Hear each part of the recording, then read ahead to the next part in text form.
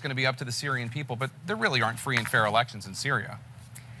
I'll tell you what I heard from the Syrian people that I met with, Jake, walking down the streets in Aleppo, in Damascus, hearing from them.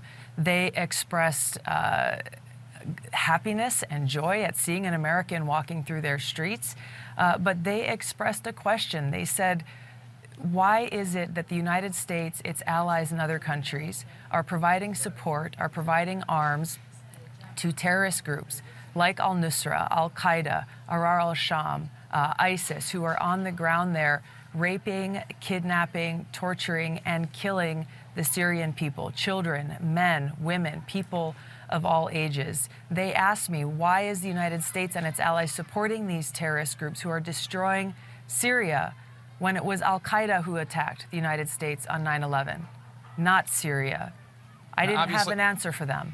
Obviously, the United States government denies providing any sort of help to the terrorist groups that you're talking about. They say they provide help for the rebel groups. Tell us more about... The reality is, Jake, the reality is, and I'm glad you brought up that point, because this is an often talked about thing by people like Adam Kinzinger and others saying, well, we've got to support the moderate rebels. Every place that I went, every person that I spoke to, I asked this question to them. And without hesitation, they said, there are no moderate rebels. Who are these moderate rebels that people keep speaking of?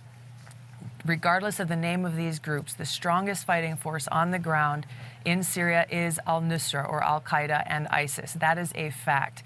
There's a number of different other groups. All of them essentially are fighting alongside, with, or under the command of the strongest group on the ground that's trying to overthrow Assad. The Syrian people recognize, and they know, that if President Assad is overthrown, then al-Qaeda or a group like al-Qaeda that has been killing Christians, killing people simply because of their religion or because they won't support their terror activities, they will take charge of all of Syria. This is the reality that the people of Syria are facing on the ground, and why they are pleading with us here in the United States to stop supporting these terrorist groups.